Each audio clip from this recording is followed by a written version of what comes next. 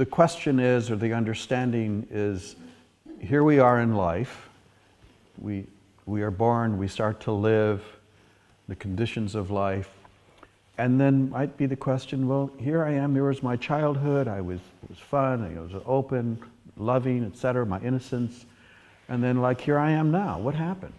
You know, what happened? You know, these questions that, how is it that I'm so locked in to these patterns? Why is it that I'm so scared of judging myself and others? Why am I so alienated from myself and life and other people? Of course, there are degrees of that. I don't think anyone is totally in this separated, constricted, alienated state with respect to oneself and others. There are degrees of it, but the question is wanting to understand. And in an attempt to understand, maybe if I understand it, I can do something about it. Maybe I can change, I can heal. Maybe I can allow myself to recover, restore myself. But the understanding can be helpful. But I think there's a deeper motivation in the attempt to understand. I think it's a result of this life force coming, wanting to live into the actuality of what's potential in life, real fullness, real completeness, but not knowing how, not knowing what are the dynamics. So I think what I want to share is a little bit of my own understanding that I've come through from probably over 30, 40 years of my own work, inner work, reading, studying, encountering my own relationships with other people. And so I'm going to offer this as a model for understanding, and just hopefully you can just take it in, see the degree to which what parts of it fit and what doesn't fit. So here's the sense of when we are young, when we are fresh in life. You know, of course, there's varying ages. I'm speaking in a lot of generalities, but trying to distill the essence of what it is that happens in our experience. There are two primary influences that influence what we take into our system and how we live forward. One is the learning from life, the learning from the culture, are the beliefs and the messages that we've taken in about what life is about. These messages aren't obviously traumatic, but perhaps in some degree we experience a sort of trauma from these messages. Is that perhaps it impacts the very essence of who we are in a way that violates our essence. You know. And there are any number of messages that we take in that we believe. I'm not going to focus a lot on these, but I just at least wanted to touch base and name them.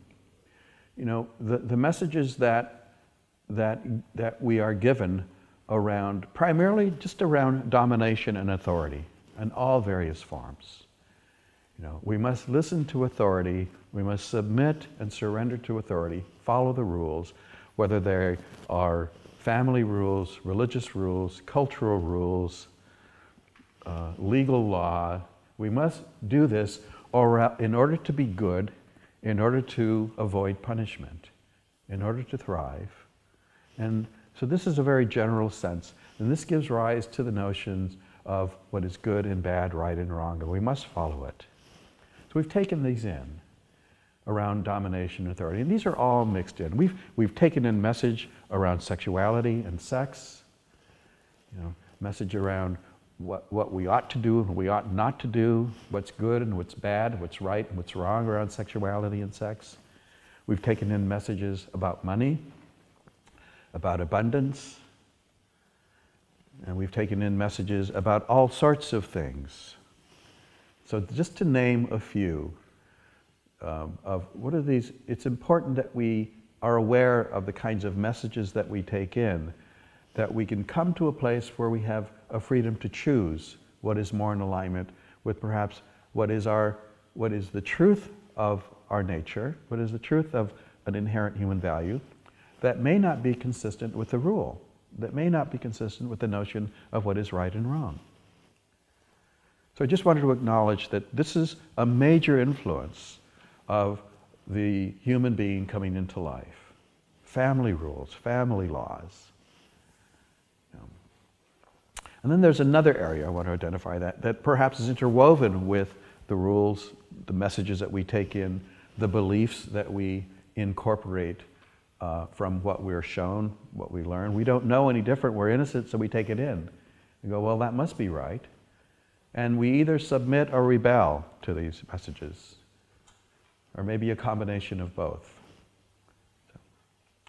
Then there's another area of life that I want to focus on that I think has more impact or importance in terms of the work of inner compassion, the work of compassion, work of moving forward with our authenticity in life, with the passion of what we truly live. And these are painful and traumatic experiences of our life. And I'm just going to take a sort of a snapshot of some important elements because the dynamics are very complex and interwoven, and I don't think I could begin to even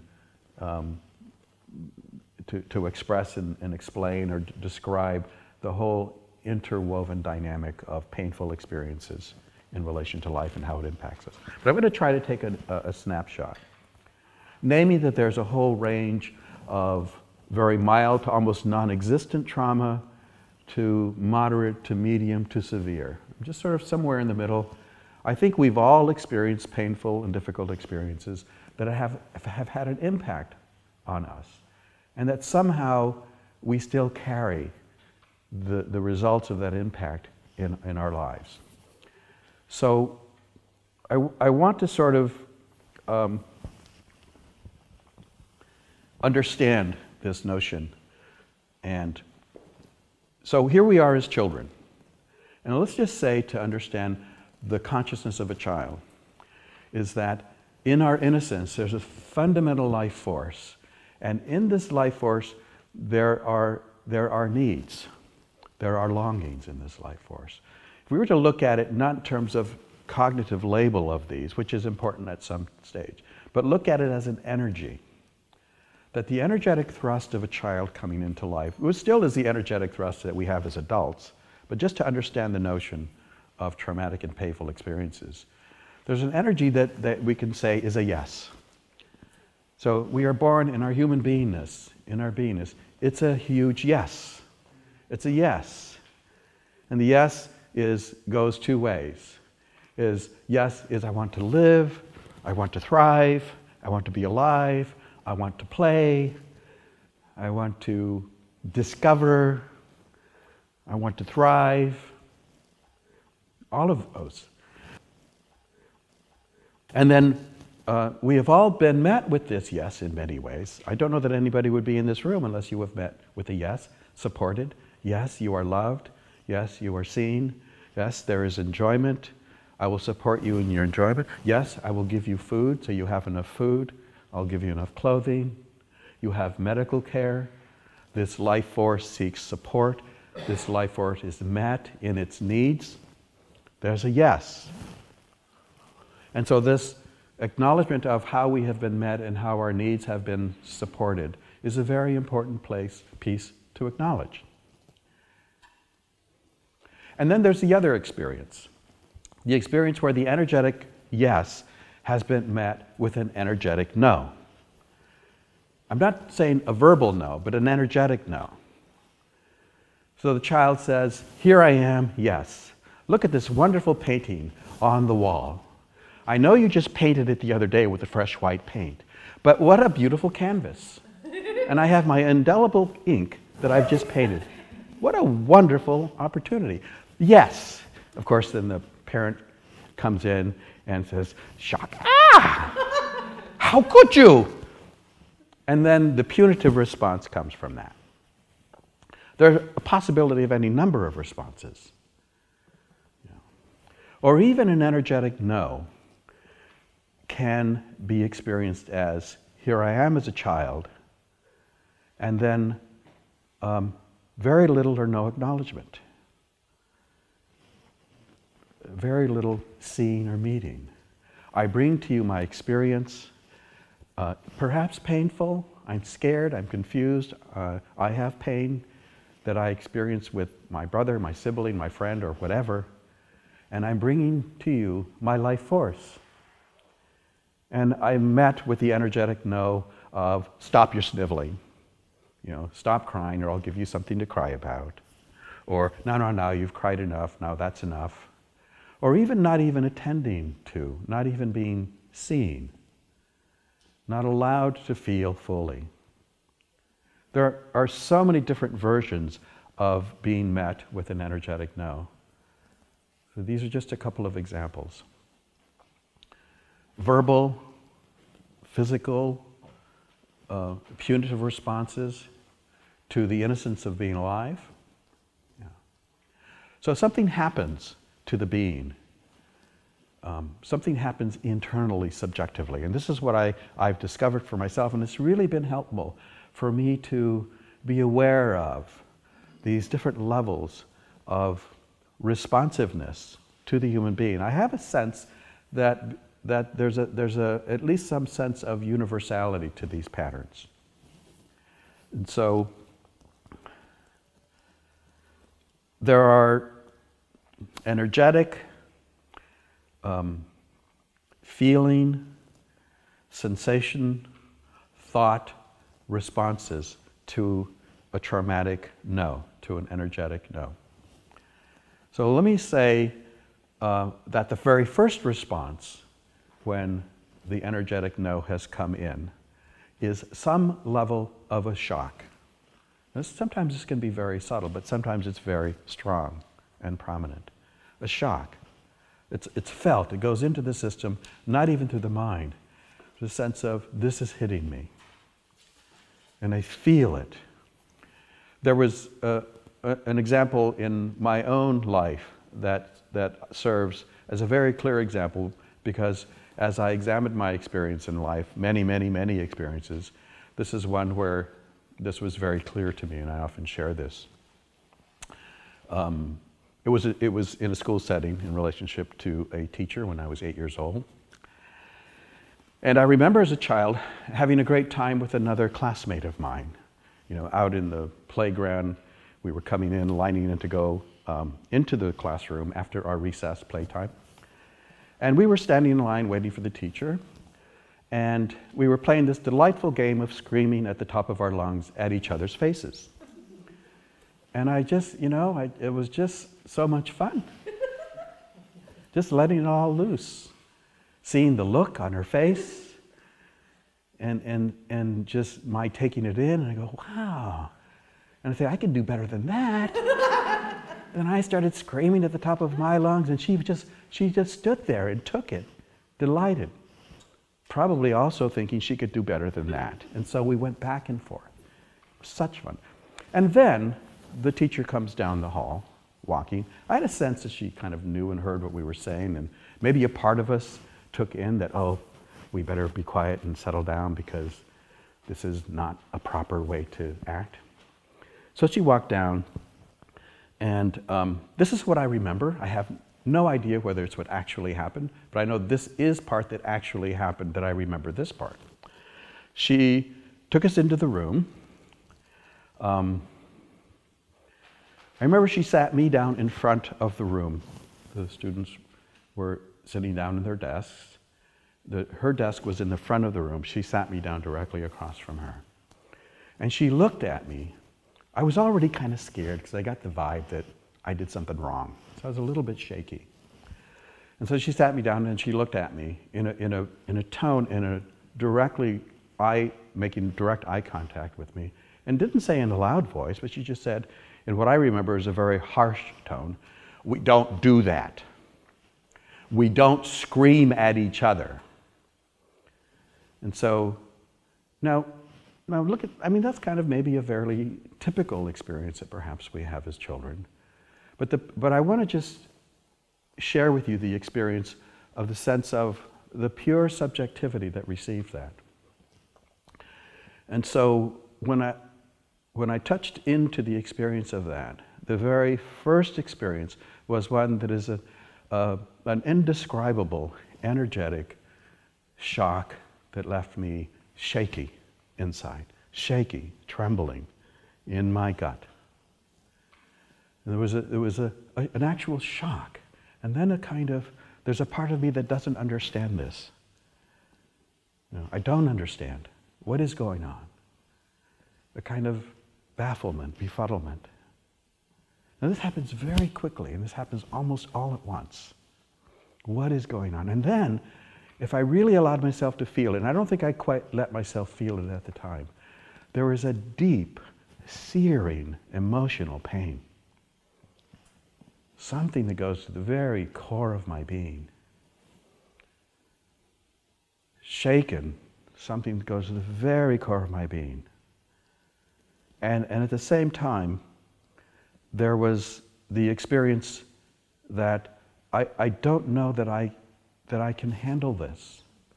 This is not all conscious and cognitive, I want you to understand. But at some level I uncovered this. I don't know that I can handle this. I don't know that I have the capacity to be with this intensity of pain. It seems like it's overwhelming. It feels as though it's overwhelming. And then, this is all almost simultaneously, and then at some point, something happens. Cumulatively, because this isn't the only experience I've had, but let's say to take a look at just this one experience. Something happens on the cognitive level. I make a decision. I made a decision. And the decision is, I do not want to experience this kind of pain in my life. I do not want to feel the intensity of this vulnerability, this pain, this searing pain. I do not want to feel this. And at a level that I'm not entirely conscious, but that it was there anyway, that revealed itself subsequently, is if I feel this pain, if I really succumb to it, I will die. I will die. This will annihilate me. And there's something that awakens in this being, not as a conscious individual personality, but as a human being, is the force for survival. It said, I must live. I cannot feel this pain. I must survive. And then because of what happens, what do I do in order to survive? I do make somewhat of a conscious decision. And the conscious decision is, I won't do that anymore. I'm not going to whatever. I'm not going to show my exuberance. I'm not going to show my playfulness. And I'm not going to show my joy. Because it's too dangerous. I got the rule, we don't do that. In other words, it goes into the system, that's wrong. But what's more fundamental, what's wrong means, is that unless you do this, you will die. Now, rationally, of course, it doesn't make sense. I know that she wasn't going to kill me. But there's a deeper, more, at some core of my being, the sense that my very survival is at stake here. And so the decision. And then I begin to make an agreement with myself and with life, a contract. I will not do this. I need to survive. I need to protect myself. The vulnerable, shaky, tender experience of pain is something beyond my capacity to deal with alone. And I am alone. I don't have anyone that's there with me and for me in this experience. And so, the layers of decision, I'm not going to do this. What am I going to do instead? I'm going to follow the rules. I'm going to do what I think is right and avoid what I think is wrong because I need to survive. See, the survival is even more fundamental than the other surface ones. Because then the surface ones that are real, which is because I want to feel accepted. Because I want to feel loved. I want to feel welcome. That's what I want. Now notice it's already the mechanism that gets started. In order to be loved, in order to be accepted, in order to be who I am, which is really the thread, the core of to be loved and accepted is really me. It's about the self. in order to be who I really am.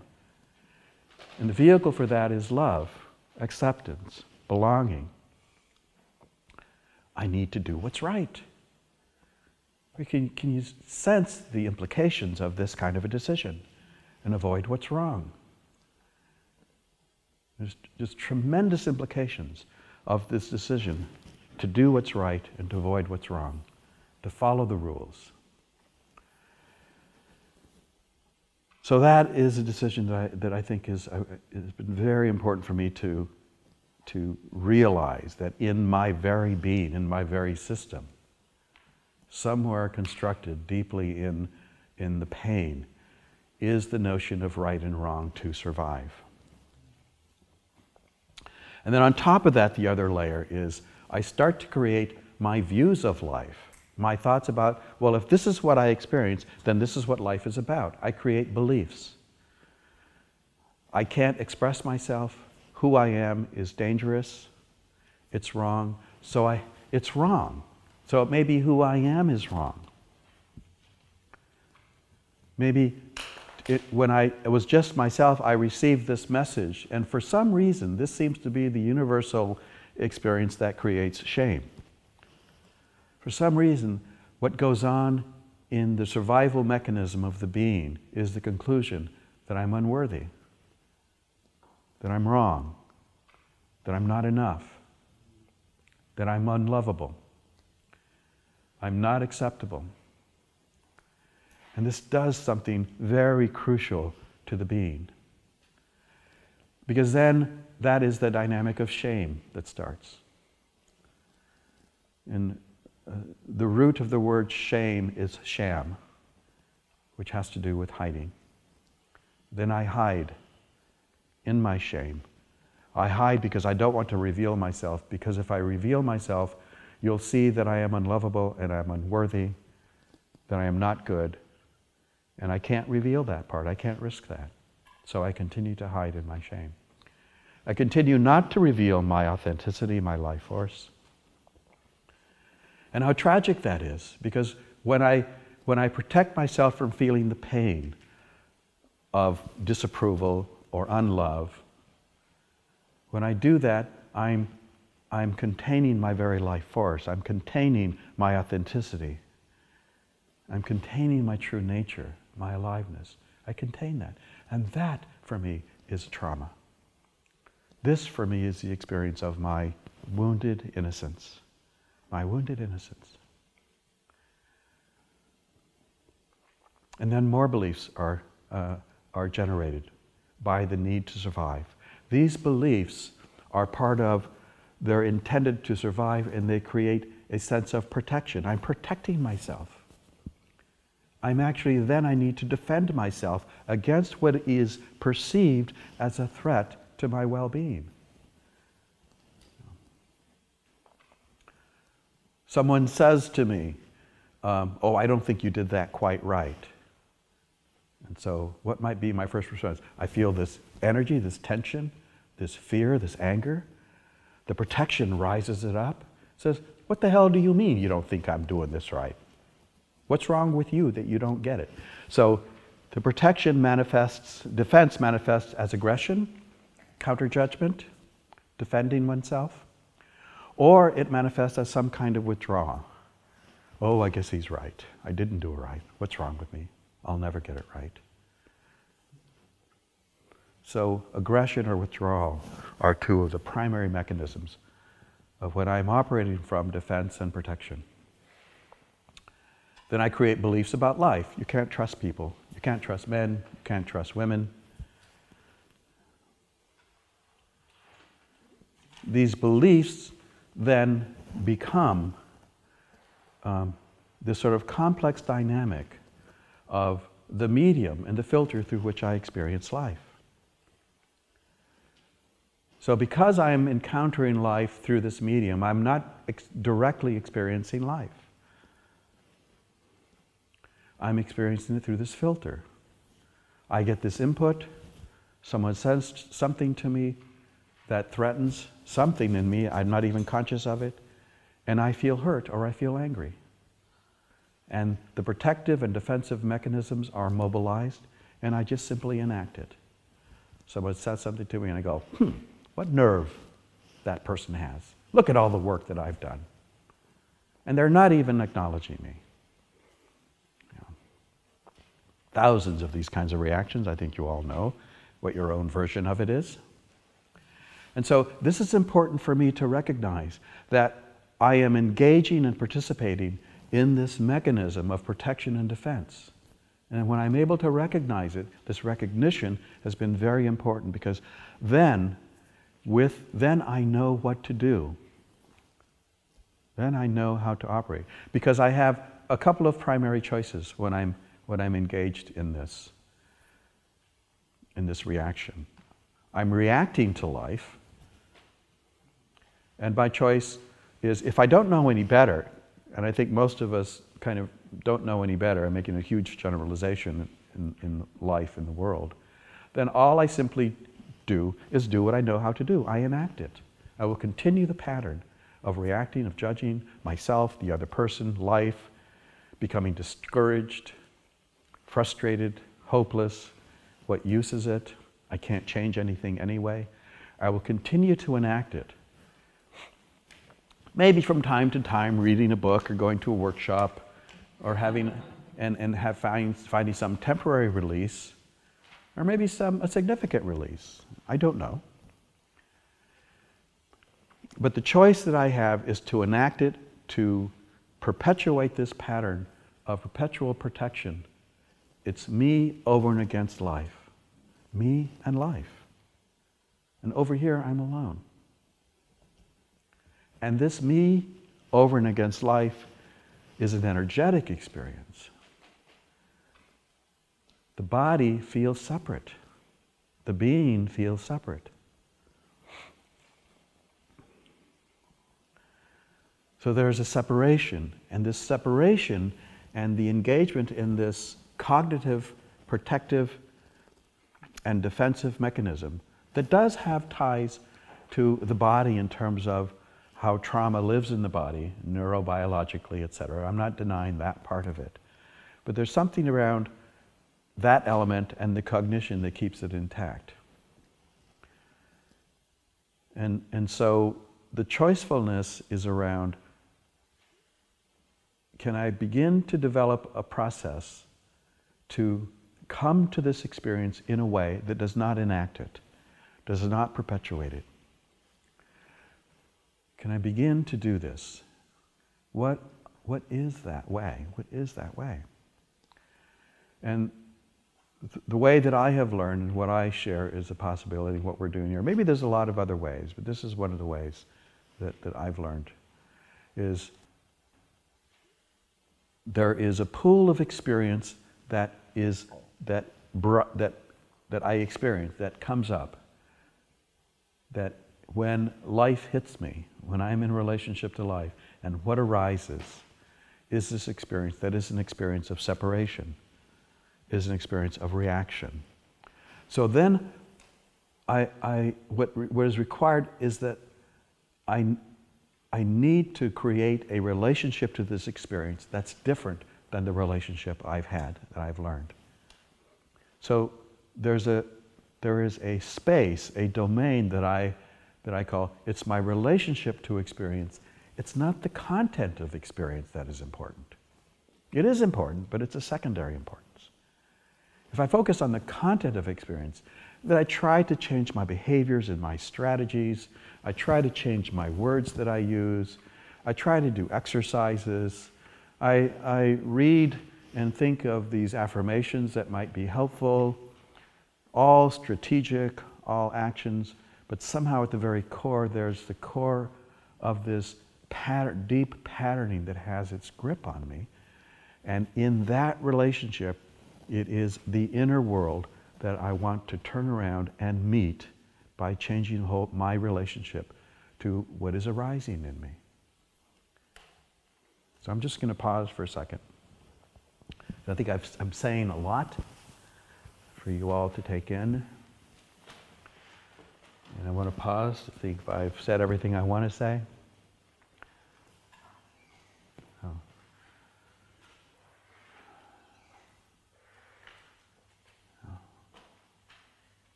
Here's the part I would like to add. I didn't spend a lot of time in the vulnerability. So the vulnerability is that which I'm seeking to protect. Because the vulnerability and the protective mechanisms are right there together. They're together. So I sense pain and vulnerability, and my protector is right there and said, okay, you don't have to feel it. I'm here to help you. You don't have to feel the pain. You don't have to be vulnerable. Because you and I know that if you feel vulnerable, that it's bad news. You and I know that you can't handle it. You and I know that life is dangerous and that if you feel something, it's never going to end. You'll lose yourself in the pain. You'll go crazy. You won't be able to manage it. So you and I know. So let's make a pact. I'll protect you. You just don't have to feel. And in our innocence, we go, okay. In our vulnerability. But that's not all, because I think we want to be able to feel something. There's a force that says, but I want to feel alive. But I've been protecting myself all this time, all these years, and there's a kind of a deadness. There's a lack of vibrancy.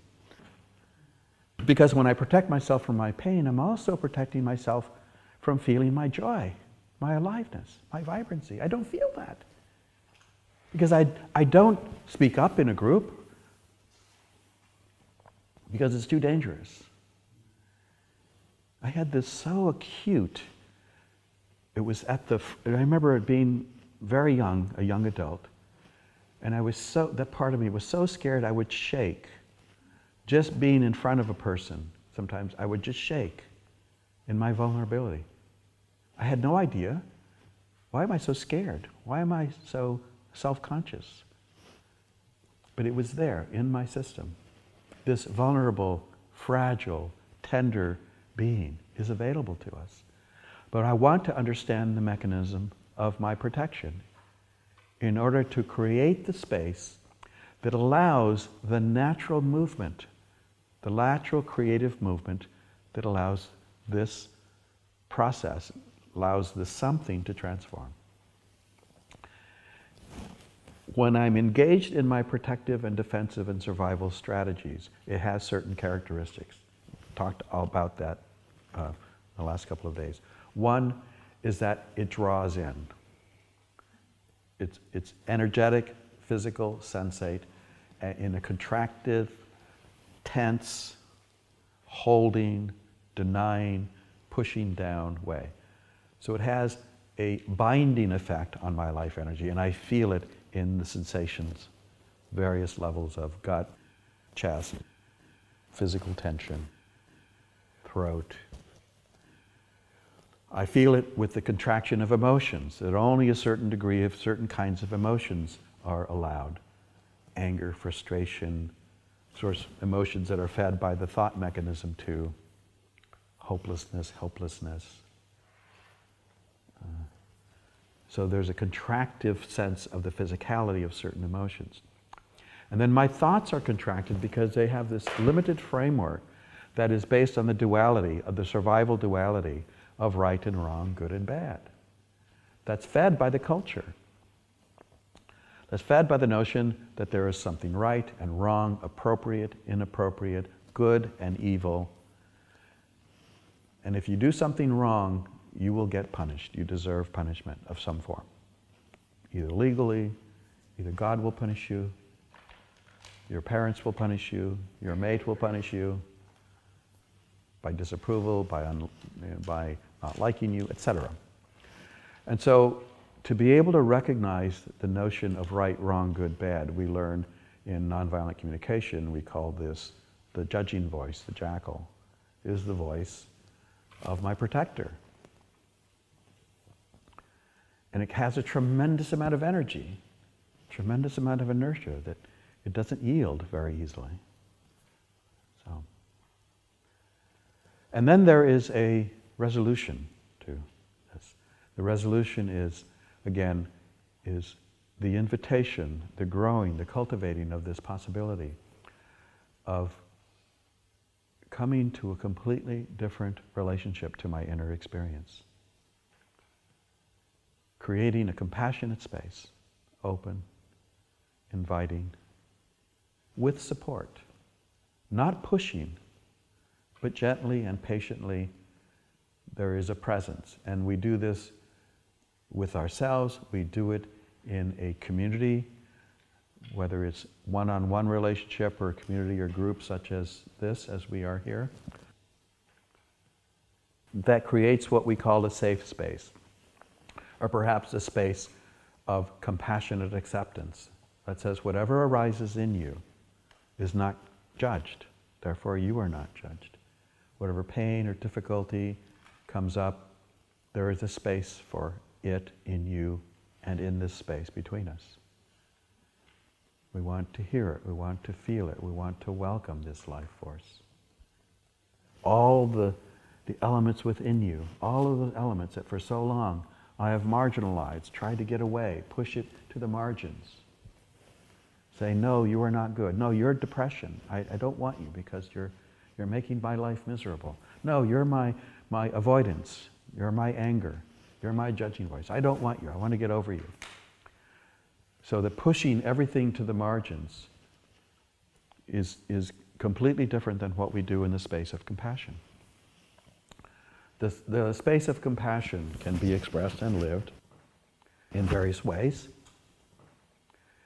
but it's an open, welcoming space. I open, I welcome. I see all these parts, all the lost children within me, all the lost children, all those parts, those aspects of me that are scared, lonely, untrusting, sometimes manifesting in anger and helplessness, all the different forms are welcome here. And that's what we do in this space.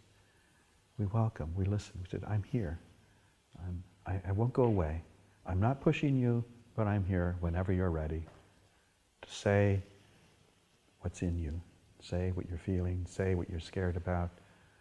Especially say what you long for. What are you longing for? And not just to say the words, to feel your longing. So you feel alone, lonely.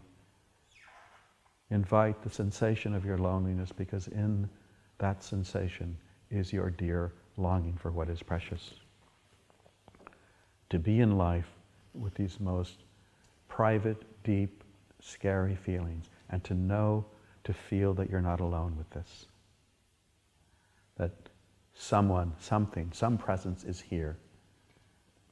And in this presence, whether it comes through my inner being, whether it comes from another individual, or whether it comes from a community, is presence. It's the presence that allows, it's a loving presence. It's an allowing presence. This is the only thing that I know of that creates the conditions that allow the movement of my life energy.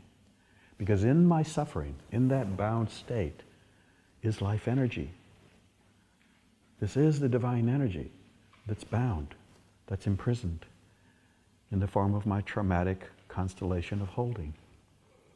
So this is actually maybe not even a healing process, but it's a liberation process. I'm liberating the life that's caught in the neurology of my body, held in the trauma.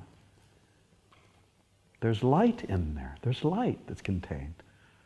There's light, there's energy, there's joy. When I wasn't loved in this moment of my childhood, the longing to be unconditionally loved and accepted was contracted upon. But it still exists in there. In that contracted wound is my pain and my tears and my longing. So simple. I just want to be welcomed, to be loved. I want to feel the energy of love and acceptance. Not necessarily to be loved by you, but in the company of presence. Can I feel the energy of love? Can I let it envelop me? Can I allow the feeling of acceptance, of trust? Can I feel in this? Because this, for me, is the liberation process that compassion allows. So I'm going to stop there. And I want to have a little bit of connection, 5 or 10 minutes, just to hear any 1, 2 or 3 or 4 people perhaps that want to speak and share to what is alive, what is present in you, hearing what I've shared.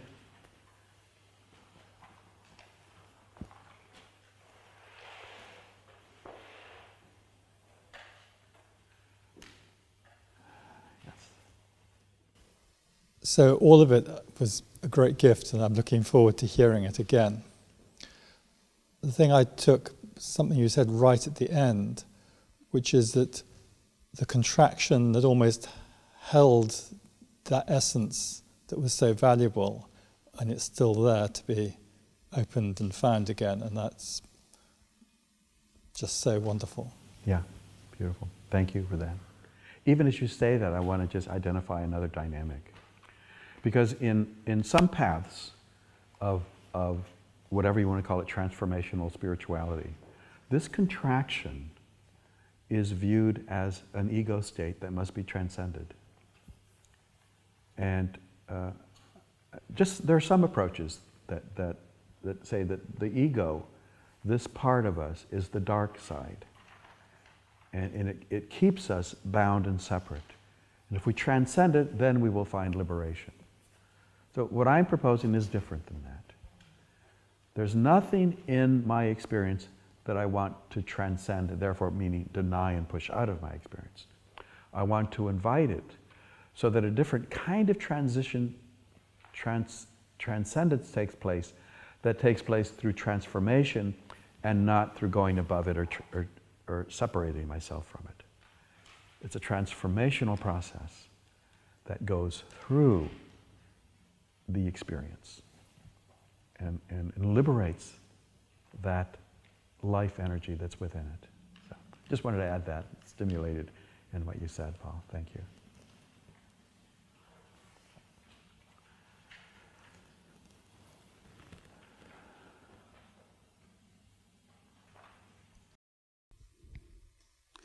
Yeah, your words spoke to me very personally because I can relate it with like being in the savannah all my life and being chased by this very angry bison. My anger was chasing me and I was so scared of letting it out. And just acknowledging everything you said was sort of like a manna from heaven. Just, it's okay. Everything is okay. And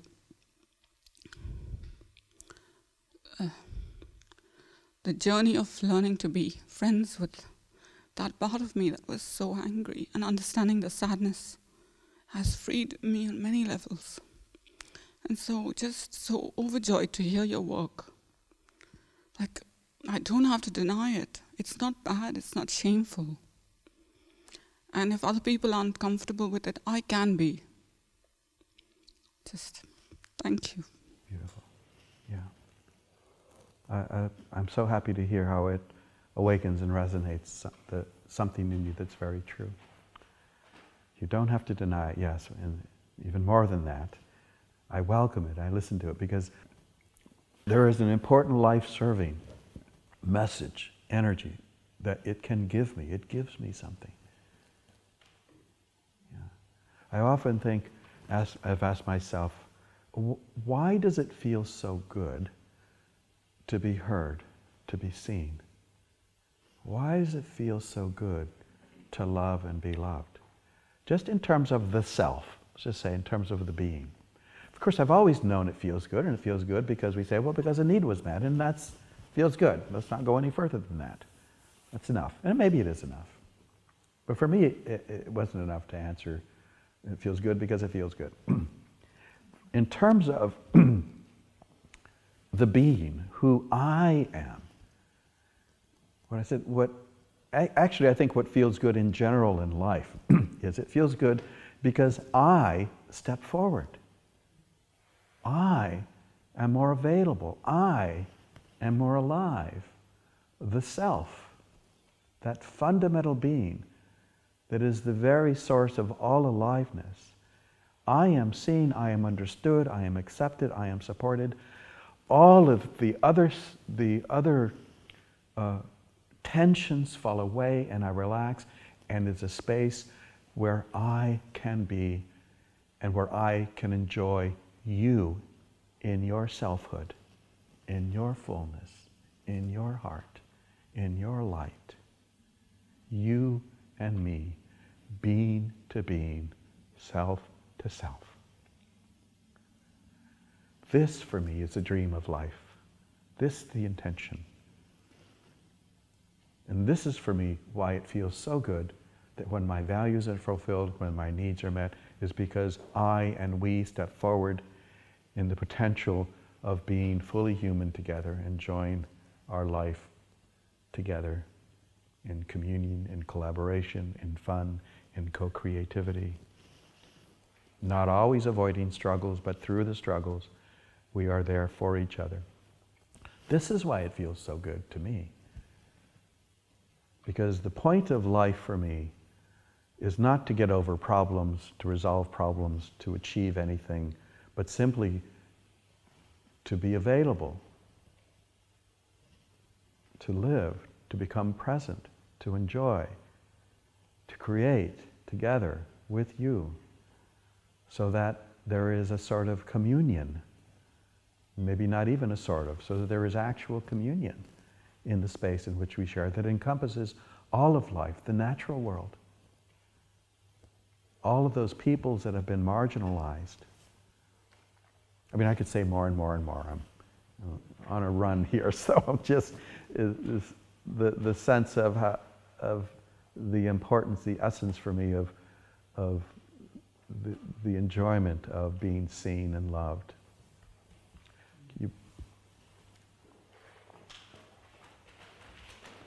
I believe I heard you use the word invitation to all parts of ourselves. Yeah. Or something close to that. Yes. And I think the other thing I heard is a repeated invitation. That this is an invitation that happens over and over and over again.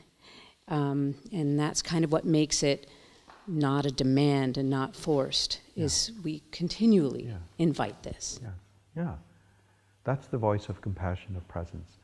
And I can engage in the invitation in many ways, and it's meaningful for each individual to find their own. But there's patience, meaning I'm here for you. And whenever you're ready, I'm here. There's no pressure. You don't have to push yourself into pain or vulnerability. But I'm here. I listen when you're ready. Are you wanting trust? Are you wanting acceptance? Are you wanting just to know that I know you're there, this part of me? It's all simple. It's all, again, it is a patiently continual of this continuing the invitation, just as you said. Thank you. Yeah.